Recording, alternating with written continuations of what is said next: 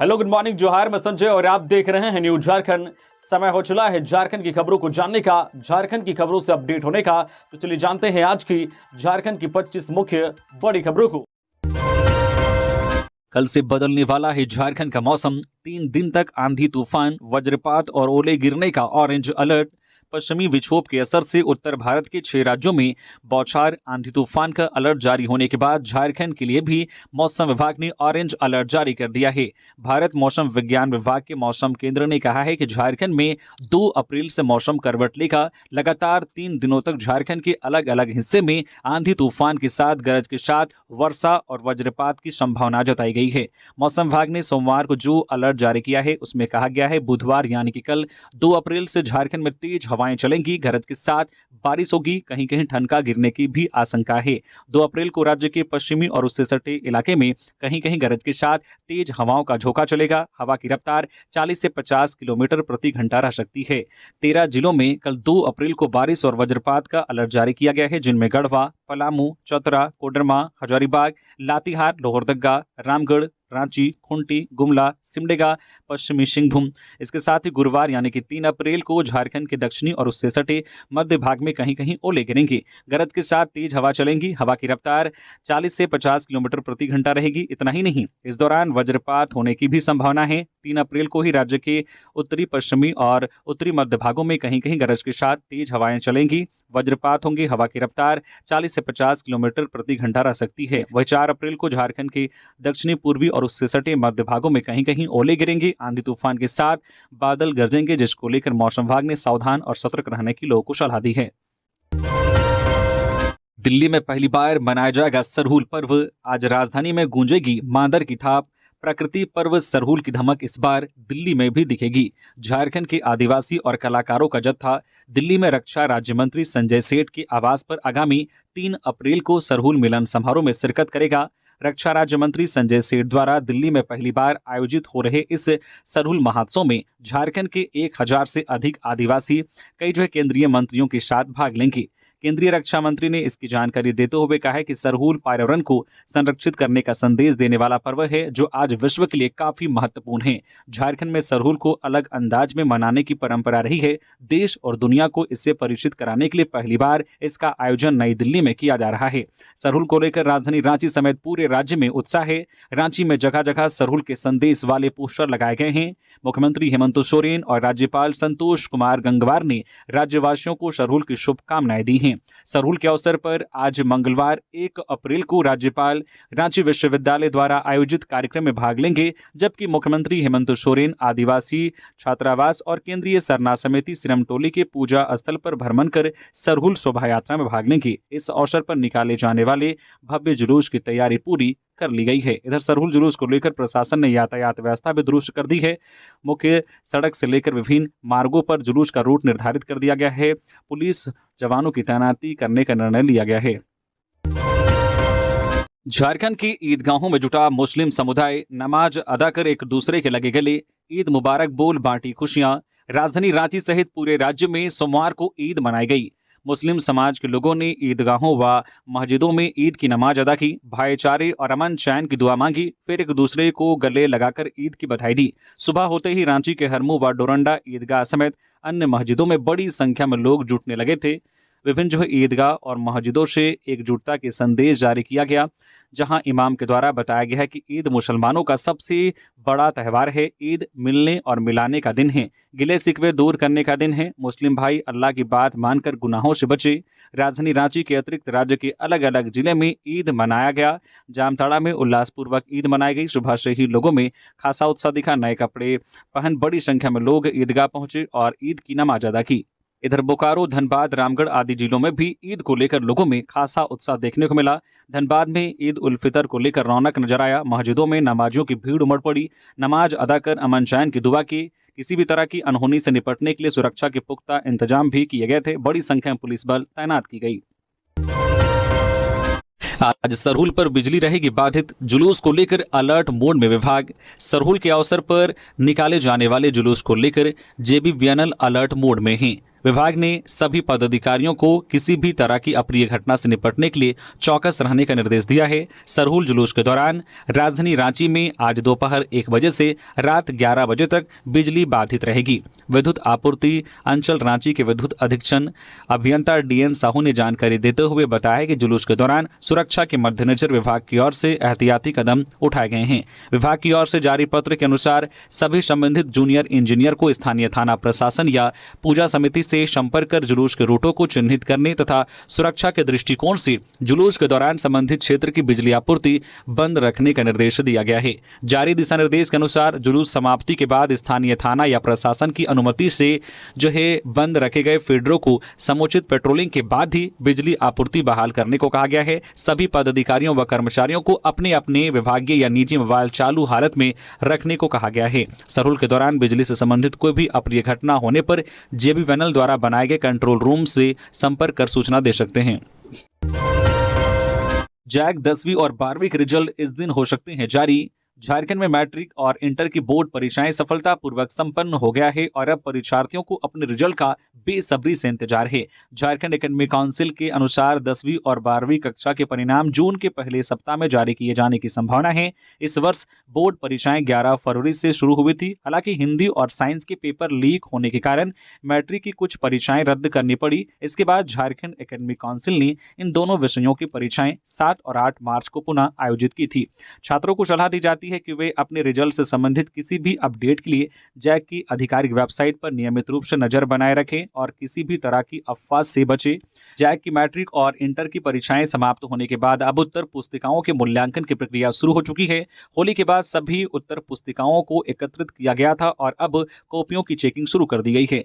Board की योजना के अनुसार सभी उत्तर पुस्तिकाओं का मूल्यांकन मई के दूसरे या तीसरे सप्ताह तक पूरा होने की संभावना है। मूल्यांकन पूरा होने के बाद 10वीं और 12वीं कक्षा के परीक्षा परिणाम मई में जारी किए जा सकते हैं। हालांकि जो है 12वीं के आर्ट्स और कॉमर्स स्ट्रीम का रिजल्ट जून में घोषित होने की उम्मीद है। पिछले वर्ष की तरह इस वर्ष भी जैक इन्हीं समय सीमाओं के भीतर परीक्षा परिणाम जारी करने की योजना बना रहा है। बोर्ड समय पर परिणाम जारी करने के लिए शिक्षकों और परीक्षा विभाग के सहयोग से तेजी से कार्य कर रहा है। पलामू में 2 अलग अलग यौन अपराध में गिरफ्तारी। 19 साल की युवती से गैंगरेप, दूसरी युवती से शादी का झांसा देकर रेप, 2 गिरफ्तार। झारखंड के पलामू जिले में 2 अलग अलग यौन अपराध के मामले सामने आए हैं।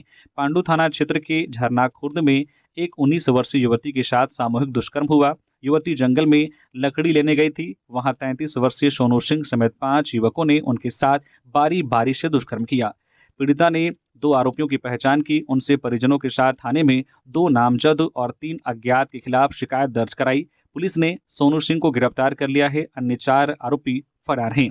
दूसरी घटना पांडु थाना क्षेत्र के कुटमू इलाके की है। यहां 19 वर्षीय आकाश कुमार ने एक युवती को शादी का झांसा देकर यौन शोषण किया। स्कूल से ही दोनों के बीच प्रेम प्रसंग था। जब युवती ने शादी के लिए दबाव बनाया तो आकाश ने इनकार कर दिया। पुलिस ने आकाश को गिरफ्तार कर लिया है। थाना प्रभारी सौरव कुमार ने बताया कि दोनों मामलों में पकड़े गए आरोपियों को जेल भेज दिया गया है। बाकी आरोपियों की गिरफ्तारी के लिए छापेमारी जारी है। नक्सली कैंप पर सुरक्षा बलों की बड़ी कार्रवाई। विस्फोटक किया गया नष्ट। जंगल में छिपाए गए एलएमजी मैगजीन समेत कई सामान बरामद। झारखंड के चाईबासा में सुरक्षा बलों ने नक्सलियों के खिलाफ बड़ी कार्रवाई की है। टोंटो थाना क्षेत्र के दिरेबुरु जंगल में छिपे नक्सली डंप को नष्ट कर दिया गया है। इस डंप से एलएमजी मैगजीन समेत कई सामान बरामद किए गए हैं। साथ ही आईडी बनाने में प्रयोग किए जाने वाले बरामद विस्फोटकों को मौके पर ही डिस्फ्यूज कर दिया गया। सुरक्षा बलों को सूचना मिली थी कि प्रतिबंधित भाकपा माओवादी के नक्सली टोंटो के जंगली क्षेत्र में हथियार और गोला बारूद छिपाकर रखे हैं। नक्सलियों ने सुरंग बनाकर इसे रखा था। इस सूचना पर सरजामबुरु और दिरुबुरु के जंगलों में तलाशी अभियान चलाया गया। नक्सली डंप से एक 7.62 LMG magazine, 75 welding rod, 4 syringe, 1 bundle velcro, 1 cutter, 1 cycle frame, 7 thermal बोतल और पोटेशियम बरामद किया गया है। क्षेत्र में भाकपा माओवादियों के शीर्ष नेता मिश्र बेशरा, अनमोल, मोचू, अनल, असीम मंडल समेत कई नक्सली नेता विध्वंसक गतिविधियों के लिए सक्रिय हैं। इनके खिलाफ चाईबासा जिला बल, कोबरा, झारखंड जगुआर और सीआरपीएफ की कई बटालियनों की संयुक्त टीम लगातार अभियान चला रही है। वित्त मंत्री राधाकृष्ण किशोर ने किया सड़क का शिलान्यास। कहा, इसके बनने से क्षेत्र का होगा विकास। वित्त मंत्री राधाकृष्ण किशोर ने करकला मध्य विद्यालय से लेकर गांव के अंतिम सिवाना तक पथ निर्माण कार्य का शिलान्यास किया। इस सड़क का निर्माण 3,97 करोड़ रुपए की लागत से किया जाएगा, जिसकी कुल लंबाई 2.8 किलोमीटर होगी। इस अवसर पर मंत्री जी ने कहा कि यह सड़क क्षेत्र के विकास में अहम भूमिका निभाएगी और स्थानीय लोगों को बेहतर आवागमन की सुविधा प्रदान करेगी। उन्होंने कहा कि इस सड़क से क्षेत्र की समृद्धि और विकास को एक नई दिशा मिलेगी। 4 महीने बाद जंगल में मिला युवक का कंकाल, कपड़े और हाथ में बंधे मोली धागे से हुई पहचान। 2 साल से रह रहा था ननिहाल में।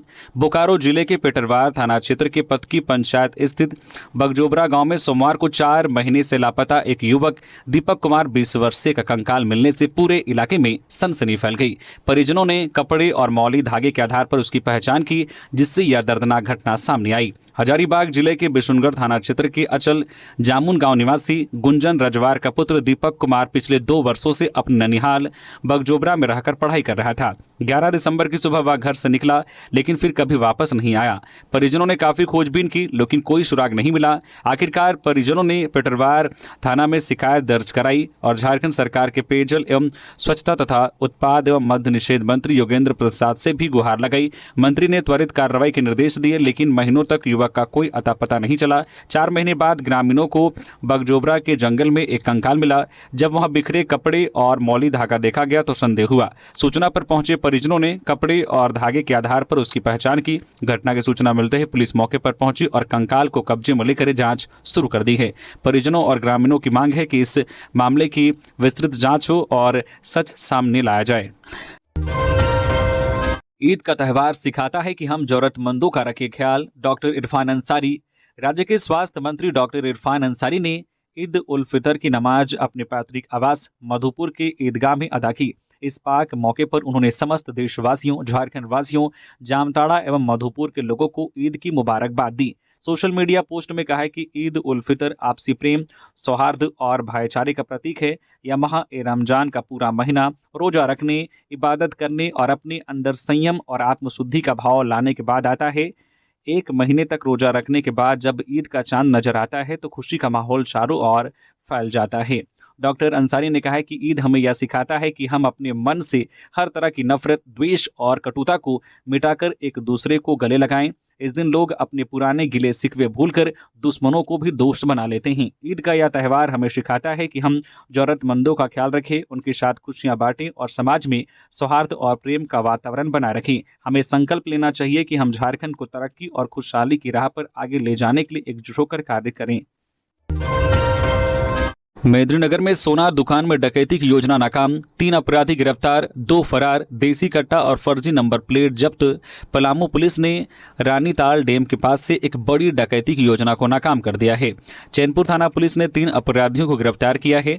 पुलिस को 30 मार्च की रात करीब 9 बजे सूचना मिली कि रानीताल डैम के पास कुछ लोग डकैती की योजना बना रहे हैं। सूचना के बाद वरिष्ठ अधिकारियों के निर्देश पर पुलिस टीम का गठन किया गया। छापेमारी के दौरान पुलिस ने 2 बाइक और कुछ संदिग्ध लोगों को देखा।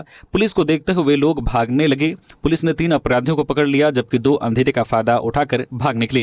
गिरफ्तार अपराधियों में चैनपुर के लादी गांव का पुरुषोत्तम कुमार उर्फ छोटू 33 वर्षीय, सतीश कुमार चंद्रवंशी 22 वर्षीय और प्रयागराज के शंकरगढ़ थाना क्षेत्र के लाल कपूरवा का शत्रुघ्न पांडे 47 वर्षीय शामिल हैं। लादी का बैजनाथ चंद्रवंशी और मोनू नाम का व्यक्ति फरार हो गया। पुलिस ने अपराधियों से 1 देशी कट्टा, 2 गोली, 4 मोबाइल फोन और फर्जी नंबर प्लेट लगी 2 बाइक बरामद की है। पूछताछ में पता चला है कि ये लोग मेदिनीनगर में एक सोना दुकान में डकैती की योजना बना रहे थे। सरहुल पर्व को लेकर रांची नगर निगम ने चलाया विशेष सफाई अभियान। सरहुल पर्व के मद्देनजर रांची नगर निगम ने शहर के विभिन्न अखाड़ा, सरना स्थलों और आसपास के संपर्क मार्गों पर विशेष सफाई अभियान चलाया गया। यह पहल सरहुल महापर्व को स्वच्छ और सुचारू रूप से मनाने के लिए की गई, ताकि श्रद्धालु स्वच्छ वातावरण में अपने धार्मिक अनुष्ठान संपन्न कर सके। नगर निगम की टीम ने सरना स्थलों के आसपास के कचरे को हटाने, सड़कों की सफाई और जल भराव रोकने के लिए विशेष प्रबंध किए। सफाई कर्मचारियों को तैनात कर नियमित सफाई सुनिश्चित की गई, जिससे श्रद्धालुओं को किसी प्रकार की असुविधा ना हो। नगर निगम के एक अधिकारी ने बताया कि शहरवासियों की आस्था और भावनाओं को ध्यान में रखते हुए यह सफाई अभियान चलाया गया है। उन्होंने नागरिकों से अपील की है कि वे भी स्वच्छता बनाए रखने में सहयोग करें और कचरा निर्धारित स्थानों पर ही डालें। देवघर में ईद की धूम, विभिन्न मस्जिद और ईदगाहों में अदा की गई ईद की नमाज। पूरे देश के साथ साथ झारखंड के देवघर जिला में भी ईद की नमाज अदा की गई। जिला के सभी प्रखंडों में स्थित मस्जिदों और ईदगाहों में मुस्लिम समुदाय के लोगों ने ईद की नमाज पढ़ी। नमाज के बाद उन्होंने एक दूसरे के गले लगकर ईद की मुबारकबाद पेश की। देवघर के पुरंधा मस्जिद में हजारों की संख्या में मुस्लिम समाज के लोगों ने एक साथ नमाज अदा की। इसके बाद गले मिलकर एक दूसरे को ईद की बधाई दी। इसके अलावा राज्य एवं समाज के बेहतर भविष्य की कामना की। जिला के मधुपुर, देवीपुर, सारठ, देवघर, मोहनपुर, पालाजोरी, सारवा, सोना, राथाडी सहित विभिन्न इलाकों के मस्जिदों के आसपास प्रशासन की ओर से सुरक्षा के पुख्ता इंतजाम किए गए थे। इसके अलावा असामाजिक तत्वों पर विशेष निगरानी रखी जा रही थी ताकि किसी भी तरह से सौहार्दपूर्ण माहौल खराब ना हो सके। वहीं देवघर के डीसी और एसपी ने पूरे जिले वासियों को ईद उल फितर की बधाई दी और शांतिपूर्ण तरीके से ईद मनाने के लिए उनको शुभकामनाएं दी। गुमला में 2 सड़क हादसे में 2 की मौत। अज्ञात वाहन की टक्कर से एक युवक की गई जान। स्कॉर्पियो से टकराने पर बाइक सवार की मौत। गुमला जिले के घाघरा थाना क्षेत्र में रविवार रात 2 अलग अलग सड़क दुर्घटनाओं में 2 लोगों की मौत हो गई। पहली घटना पुराना पेट्रोल पंप के पास हुई। घाघरा निवासी 30 वर्षीय राजू महली सरहुल कर चंदा ले रहे थे। इसी दौरान एक अज्ञात वाहन ने उन्हें टक्कर मार दी और फरार हो गया। गंभीर रूप से घायल राजू को पहले घाघरा प्राथमिक स्वास्थ्य केंद्र और फिर सदर अस्पताल ले जाया गया। इलाज के दौरान उनकी मौत हो गई। वह दूसरी घटना घाघरा बिशनपुर सड़क पर इटकरी के पास हुई। एक बाइक पर सवार 3 युवक स्कॉर्पियो से टकरा गए। टांगर शिकवार निवासी अमीन उरांव, पवन मुंडा और सुधीर मुंडा घायल हो गए। स्कॉर्पियो चालक वाहन का नंबर छोड़कर फरार हो गया। तीनों घायलों को सदर अस्पताल ले जाया गया, जहां इलाज के दौरान अमीन उरांव की मौत हो गई। एसआई विकास कुमार और विनय कुमार महतो ने बताया कि दोनों दुर्घटनाग्रस्त वाहनों को जब्त कर लिया गया है। थाने में प्राथमिकी दर्ज कर मामले की जांच की जा रही है। दोनों शवों का पोस्टमार्टम कराकर सोमवार को सदर अस्पताल में परिजनों को सौंप दिया गया। कोडरमा में रामनवमी जुलूस में शामिल होंगी महिलाएं। लाठी और तलवारबाजी का करेंगे प्रदर्शन। बेटियों को मिल रही खास ट्रेनिंग। कोडरमा में रामनवमी जुलूस में महिलाएं भी लाठी और तलवारबाजी का प्रदर्शन करती नजर आएंगी। इस वर्ष रामनवमी पर शहर के झंडा चौक पर विशेष कार्यक्रम का आयोजन किया जाएगा। इसमें प्रशिक्षित बेटियां तलवारबाजी और लाठी का प्रदर्शन करेंगी। यह प्रदर्शन बेटियों की क्षमता और कौशल को दर्शाएगा। बेटियों और महिलाओं की सुरक्षा को लेकर यह अनूठी पहल की जा रही है। झांसी की रानी अखाड़ा समिति महिलाओं को लाठी और तलवार चलाने की ट्रेनिंग दे रही है। इस प्रशिक्षण का मुख्य उद्देश्य महिलाओं को आत्मरक्षा में सक्षम बनाना है। कोडरमा में रेलवे ट्रैक मेंटेनेंस के दौरान हादसा। पेट्रोल क्लिप से घायल 60 वर्षीय मजदूर की इलाज के दौरान मौत। कोडरमा गया रेलखंड पर सोमवार को एक दर्दनाक हादसा हुआ। नाथगंज हल्ट और दिलवा स्टेशन के बीच रेलवे ट्रैक की मरम्मत के दौरान एक मजदूर की मौत हो गई। घटना पुल संख्या 413-9 के पास हुई। मेंटेनेंस कार्य के दौरान एक मजदूर के द्वारा हथौड़े से मारी गई पेट्रोल क्लिप छिटक कर पास खड़े 60 वर्षीय मजदूर को लग गई। घायल मजदूर को साथी कर्मचारियों ने तुरंत निजी वाहन से सदर अस्पताल पहुंचाया, जहां चिकित्सकों ने उपचार के दौरान उसे मृत घोषित कर दिया। मृतक की पहचान गया बिहार निवासी परमेश्वर साव के रूप में हुई है। सूचना मिलते ही आरपीएफ के जवान अस्पताल पहुंचे। शव का पोस्टमार्टम कराने के बाद परिजनों को सौंप दिया गया। ईसीएल में रिश्वत लेते पीएफ क्लर्क गिरफ्तार। रिटायर हो रहे कर्मी से मांगी थी 15,000 रुपए की घूस। सीबीआई ने रंगे हाथों पकड़ा। धनबाद के मुगमा स्थित ईसीएल क्षेत्रीय कार्यालय में सोमवार सुबह सीबीआई ने एक बड़ी कार्रवाई की है। टीम ने पीएफ क्लर्क अरविंद कुमार को रिश्वत लेते रंगे हाथों पकड़ा। क्लर्क ने रिटायर होने वाले इलेक्ट्रीशियन उमेश कुमार सिंह से पीएफ भुगतान जल्द करवाने के नाम पर 15,000 रुपए की रिश्वत मांगी थी। शिकायत मिलने के बाद सीबीआई ने कार्रवाई की। अरविंद कुमार को एसीएल गेस्ट हाउस ले जाया गया, जहां उससे पूछताछ की जा रही है। जांच में क्लर्क के कुछ सहयोगी भी सीबीआई की गिरफ्त में आ गए हैं। इस कार्रवाई से एसीएल में हड़कंप मच गया है। सूत्रों के अनुसार कई वर्षों से पीएफ भुगतान के लिए एक तय राशि रिश्वत के रूप में ली जा रही थी। सीबीआई की यह कार्रवाई भ्रष्टाचार के खिलाफ एक बड़ा कदम माना जा रहा है। देवघर रेलवे स्टेशन से आज मंगलवार से पहले की तरह दौड़ेगी ट्रेन। देवघर के बैद्यनाथ धाम रेलवे स्टेशन का तेजी से विकास हो रहा है। रोहिणी बाईपास निर्माण को लेकर स्टेशन से बंद रेल सेवा को फिर से बहाल कर दिया गया है। इस स्टेशन से आज 1 अप्रैल यानी कि मंगलवार से पहले की तरह सभी ट्रेनों का परिचालन शुरू हो जाएगा। जसीडीह से बैद्यनाथ धाम तक ओवरहेड तार का मेंटेनेंस पूरा कर लिया गया है। ट्रेनों के परिचालन से संबंधित सभी कार्य पूरा कर इसकी जानकारी मंडल कार्यालय को दे दी गई है। गेट नंबर 5 व 6 पर बन रहे अंडरपास का काम भी तेजी से चल रहा है। गेट नंबर 5 पुरंदाहा फाटक को पूरी तरह बंद कर दिया गया है। यहां से गुजरने वाले लोगों के लिए रेलवे ने अंडरपास की सुविधा बहाल कर दी है। हजारीबाग में धनुआ घाटी में हादसा, 2 ट्रकों की टक्कर में ड्राइवर गंभीर, घंटों केबिन में फंसा रहा, एम्बुलेंस नहीं मिली। हजारीबाग के चौपारण में धनुआ घाटी एक बार फिर सुर्खियों में है। महोदी मोड़ के पास सोमवार को 2 ट्रकों की आमने सामने की टक्कर हो गई। हादसे में एक ट्रक चालक गंभीर रूप से घायल हो गया। घायल चालक घंटों केबिन में फंसा रहा। चौपारण थाना प्रभारी अनुपम प्रकाश और स्थानीय लोग की मदद से उसे बाहर निकाला गया। एम्बुलेंस नहीं मिलने के कारण थाना प्रभारी के वाहन से उसे सामुदायिक स्वास्थ्य केंद्र चौपारण ले जाया गया। चालक की हालत अभी भी गंभीर है और उसकी पहचान नहीं हो पाई है। राष्ट्रीय राजमार्ग 2 पर 6 लेन सड़क का निर्माण काफी धीमी गति से चल रहा है। एक ही सड़क से दोनों तरफ वाहनों की आवाजाही होती है। इस वजह से यहां हादसों का खतरा बना रहता है। धनबाद में तेज रफ्तार कार ने बाइक को मारी टक्कर, एक की मौके पर मौत, 2 गंभीर रूप से घायल। कतरास फुलारी टांड रोड पर सोमवार को एक दर्दनाक सड़क हादसा हुआ। भटमुंडा ढलान के पास तेज रफ्तार स्विफ्ट डिजायर ने बाइक को टक्कर मार दी। हादसे में बाइक सवार बेहराकुदर निवासी दुनियालाल सिंह 40 वर्षीय की मौके पर ही मौत हो गई। घटना में बाइक पर सवार दूसरे व्यक्ति कुंदन सिंह और कार चालक आयुष यादव गंभीर रूप से घायल हो गए। कुंदन सिंह का इलाज असरफी अस्पताल में चल रहा है। कार सवार आयुष यादव की भी स्थिति गंभीर बनी हुई है। हादसे में बाइक पूरी तरह से क्षतिग्रस्त हो गई। जानकारी के अनुसार दुनियालाल सिंह अपने चचेरे भाई प्रदीप सिंह के गृह प्रवेश का कार्ड बांटने जा रहे थे। गृह प्रवेश 5 अप्रैल को होना है। छाताबाद की तरफ से आ रही तेज रफ्तार स्विफ्ट डिजायर ने उनकी बाइक को टक्कर मार दी। कार आकाश किनारी के स्वर्गीय मनोज यादव की बताई जा रही है। इधर घटना के बाद आक्रोशित लोगों ने राजगंज महुदा नेशनल हाईवे 32 को जाम कर दिया। पुलिस ने दुर्घटनाग्रस्त कार और बाइक को जब्त कर लिया है। मृतक दुनियालाल सिंह के 2 पुत्र हैं जिनकी उम्र 23 और 20 वर्ष है। महुआ माझी को अस्पताल से मिली छुट्टी। झारखंड मुक्ति मोर्चा झामुमो की नेत्री शाह राज्यसभा सांसद महुआ माझी को आर्किड अस्पताल से सोमवार को छुट्टी मिल गई। अस्पताल में उनका इलाज 33 दिनों तक चला। उनका इलाज ऑर्थोपेडिक सर्जन डॉक्टर ध्रुव पॉल और डॉक्टर अनुभव जैन की देखरेख में किया गया। अस्पताल से छुट्टी देते वक्त डॉक्टरों ने उन्हें अभी कुछ दिन और आराम करने की सलाह दी है। वहीं नियमित परामर्श लेने को कहा है। अस्पताल से छुट्टी देने से पहले उनके स्वास्थ्य का रिव्यू किया गया। शरीर के सभी पैरामीटर सही होने पर घर भेजने का निर्णय लिया गया। यह बता दें कि 26 फरवरी को लातेहार में एक सड़क दुर्घटना के दौरान उनको हाथ और पसली में चोट आई थी। बाईं कलाई फ्रैक्चर हो गया था जिसकी सर्जरी भी की गई थी। हालांकि टूटी हुई पसली के लिए निगरानी में रखा गया था। उनके साथ उनके बहू और पुत्र भी दुर्घटनाग्रस्त हुए थे, लेकिन मामूली चोट लगने से प्राथमिक उपचार के बाद उनको अस्पताल से छुट्टी दे दी गई थी। आखिर किससे मिलेगी झारखंड भाजपा की कमान? इन 4 नामों पर चर्चा तेज। संगठनात्मक चुनाव के बाद हो सकती है घोषणा।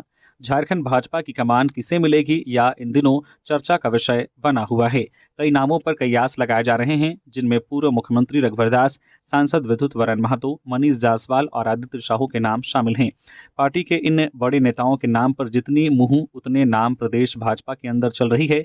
इन सब के बीच बीजेपी प्रदेश अध्यक्ष के साथ साथ नेता प्रतिपक्ष की जिम्मेदारी संभाल रहे बाबूलाल मरांडी के नेतृत्व में संगठन का कामकाज जैसे तैसे चल रहा है। रांची के भाजपा सांसद और देश के रक्षा राज्य मंत्री संजय सेठ ने इस विषय पर पूछा गया तो वे गोलमोल जवाब देते हुए नजर आए। उनका कहना है कि पार्टी का केंद्रीय नेतृत्व नए प्रदेश अध्यक्ष को लेकर निर्णय लेगा। झारखंड भाजपा का सदस्यता अभियान 31 जनवरी को समाप्त होने के बाद पार्टी ने बूथ, मंडल और जिला अध्यक्षों का चुनाव 1 फरवरी से कराने का निर्णय लिया था। हालत यह है कि 2 माह बीतने के बावजूद बूथ और मंडल स्तर की कमेटी नहीं बन पाई है। बूथ और मंडल कमेटी बन जाने के बाद जिला कमेटी गठित की जाएगी। पार्टी के संवैधानिक व्यवस्था के तहत 50% जिलों में संगठनात्मक चुनाव होने के बाद प्रदेश अध्यक्ष बनाने की प्रक्रिया शुरू हो सकती है। देवघर वासियों का लंबा इंतजार खत्म। 10 अप्रैल से झारखंड के सबसे बड़े इंटरस्टेट बस टर्मिनल से खुलेगी बसें। लंबे इंतजार के बाद देवघर में इंटरस्टेट बस टर्मिनल ISBT 10 अप्रैल से चालू करने की तैयारी है। वर्ष 2018 में ISBT का काम चालू हुआ और 2022 में ISBT पूरी तरह से तैयार हुआ। जिला प्रशासन ने ISBT को चालू करने के साथ साथ बसों का रूट निर्धारण भी कर दिया है। ISBT का लुक कॉर्पोरेट ऑफिस की तरह दिया गया है। 20 एकड़ में फैले ISBT परिसर में सुंदर गार्डन तैयार किया गया है। ISBT के निर्माण में 42 करोड़ खर्च हुए हैं। देवघर का यह बस टर्मिनल झारखंड का सबसे बड़ा टर्मिनल है, जहां एक साथ 150 बसों के ठहराव की क्षमता है। इस बस टर्मिनल में झारखंड के कई जिलों के साथ साथ बिहार के भागलपुर, बांका, जमुई, नवादा, कटिहार, पूर्णिया, पटना, लखीसराय सहित पश्चिम बंगाल के आसनसोल, रामपुरहाट, दुर्गापुर, वर्धमान व कोलकाता के लिए बसों का परिचालन होगा। प्रसिद्ध श्रावणी मेले के दौरान प्रतिदिन लाखों की संख्या में श्रद्धालु अपने निजी वाहनों से देवघर आते हैं। श्रद्धालुओं की गाड़ियों की पार्किंग की व्यवस्था भी इस टर्मिनल के आसपास जो है कोठिया व दर्दमारा रहती है।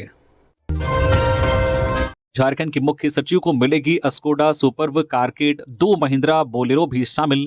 झारखंड के मुख्य सचिव अब स्कोडा सुपर्ब की सवारी करेंगी। इसके साथ ही उनके कारकेड में 2 Mahindra Bolero new top model भी शामिल किए जाएंगे। यह अनुशंसा प्रशासी पदवर्ग समिति ने की है। समिति के अध्यक्ष मुख्य सचिव हैं, जबकि इसके सदस्य विकास आयुक्त, कार्मिक सचिव, वित्त सचिव और योजना विकास सचिव हैं।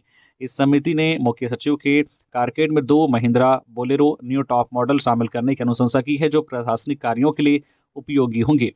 सीएम की सुरक्षा कारकेड में नई टोयोटा कैमरी को शामिल करने की अनुशंसा भी की गई है। इसके अलावा जिन वाहनों को रद्दीकरण योग्य माना गया है, उन्हें नीलामी कर कोषागार में जमा किया जाएगा। यह कार्रवाई जेम पोर्टल के माध्यम से की जाएगी और अगर जेम पोर्टल पर वाहन उपलब्ध नहीं होते हैं तो वित्त विभाग द्वारा अधिसूचित Jharkhand procurement of goods and service manual के तहत क्रय की प्रक्रिया की जाएगी। साहिबगंज में 4 दिनों से लापता महिला का शव बरामद, हत्या की आशंका। साहिबगंज जिले के बोरियो थाना क्षेत्र से एक आदिवासी महिला का शव बरामद किया गया है। शव पोखर के किनारे अर्धनग्न अवस्था में मिला है। जानकारी मिलने के बाद पुलिस मौके पर पहुंचकर छानबीन में जुट गई है। मृत महिला की पहचान होने के बाद पुलिस ने शव को पोस्टमार्टम के लिए अस्पताल भेज दिया है। पुलिस के दिए गए बयान में मृतका की मां ने बताया कि उनकी बेटी गुरुवार को अपने घर से रुपए निकालने के लिए मोती पहाड़ी CSP गई थी, लेकिन वह घर नहीं लौटी। ग्रामीणों ने सोमवार को शव देखा। शव सड़ चुका था और आसपास बदबू फैल रही थी। इसके बाद ग्रामीणों ने इसकी जानकारी पुलिस को दी। सूचना मिलते ही बोरियो थाना प्रभारी पंकज वर्मा, ASI रामधन उरांव, प्रभाशंकर दुबे, नीलम कुमारी सशस्त्र पुलिस बल के साथ घटनास्थल पर पहुंचे। ग्रामीणों और पुलिस की सूचना पर परिजन घटनास्थल पर पहुंचे और शव की शिनाख्त की। गोड्डा के अडानी प्लांट के कर्मियों का हंगामा, कर्मचारियों में कंपनी बदलने को लेकर नाराजगी। प्रबंधन बोला, नाम बदल रहा, सुविधाएं नहीं होंगी कम। गोड्डा में स्थित अडानी पावर प्लांट के बाहर कर्मचारियों ने हंगामा किया। ये वो कर्मचारी थे जिनकी जमीन प्लांट में गई थी। नाराज कर्मचारियों का कहना है कि उन्हें 2016 से जो इनोव प्राइवेट लिमिटेड में अस्थायी नौकरी पर रखा गया था, अब अचानक उन्हें रिद्धि सिद्धि लिमिटेड कंपनी में ट्रांसफर किया जा रहा है। उनका आरोप है कि जमीन के बदले अडानी में स्थायी नौकरी देने की बात कही गई थी। नाराज कर्मचारियों में शामिल रागनी झा ने बताया है कि उन्होंने 5,50,000 रुपये देकर नौकरी ली थी। 5 साल इंतजार के बाद भी स्थायी नौकरी नहीं मिली। 30 मार्च को सभी कर्मचारियों को रिद्धि सिद्धि लिमिटेड में ट्रांसफर करने का नोटिस मिला। इधर कंपनी के अधिकारी का कहना है कि इनोव प्राइवेट लिमिटेड का जो है कॉन्ट्रैक्ट पूरा होने के कारण कर्मचारियों को रिद्धि सिद्धि लिमिटेड में ट्रांसफर किया गया है। उन्होंने बताया कि नई कंपनी में कर्मचारियों को बेहतर वेतन और सुविधाएं दी जाएंगी। गोड्डा में घर में लगी आग, ग्रामीणों ने मोटर पंप से बुझाई आग। अनाज कपड़े जले, आग लगने की वजह स्पष्ट नहीं। गोड्डा जिले के मेहरमा थाना क्षेत्र के धमड़ी गांव में एक मजदूर के घर में आग लग गई। मजदूर सुरेश पासवान के घर में लगी आग से उनका सारा सामान जल गया। आग की तेज लपटों को देखते हुए ग्रामीणों ने मोटर पंप और बाल्टी का इस्तेमाल किया। काफी मशक्कत के बाद आग पर काबू पाया गया। इस घटना में घर में रखे कपड़े और अनाज समेत सभी सामान जलकर राख हो गए। आग लगने का कारण अभी तक स्पष्ट नहीं हो पाया है। स्थानीय लोगों का कहना है कि प्रखंड क्षेत्र में दमकल की गाड़ी नहीं है, इस कारण आग की घटनाओं पर काबू पाना मुश्किल होता है। मजदूरी से परिवार का भरण पोषण करने वाले सुरेश पासवान की आर्थिक स्थिति इस घटना से खराब हो गई है। मेहरमा अंचलाधिकारी अभिनव कुमार को घटना की जानकारी दे दी गई है। प्रशासन ने पीड़ित परिवार को सरकारी मुआवजे का आश्वासन दिया है। बाबूलाल ने पुलिस प्रशासन से पूछा ASI को दंडित करने का कारण। नेता प्रतिपक्ष बाबूलाल मरांडी ने पुलिस प्रशासन पर सवाल खड़े किए हैं। सोशल मीडिया में लिखा है कि जानकारी मिली है कि कानून व्यवस्था बनाए रखने के उद्देश्य से की गई अपील के कारण रामगढ़ थाने में तैनात ASI सुजीत कुमार को लाइन हाजिर कर दिया गया है। अपील को सुनने के बाद कहीं से भी ऐसा नहीं लगता है कि ASI ने किसी विशेष जाति या धर्म को निशाना बनाकर कोई आपत्तिजनक टिप्पणी की है। यह जानना जरूरी है कि इस पुलिसकर्मी को दंडित करने का कारण क्या था और यह निर्णय किसके निर्देश पर लिया गया। सीएम उक्त मामले का संज्ञान लेकर उचित जो कार्रवाई सुनिश्चित करे।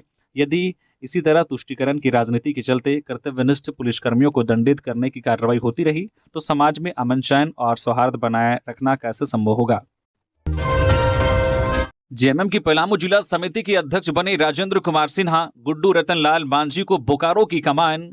झारखंड मुक्ति मोर्चा झामो ने पलामू और बोकारो जिला समिति का गठन किया है। राजेंद्र कुमार सिन्हा गुड्डू को पलामू जिला समिति का अध्यक्ष बनाया गया है। रतन लाल मांझी को बोकारो जिला समिति का अध्यक्ष बनाया गया है।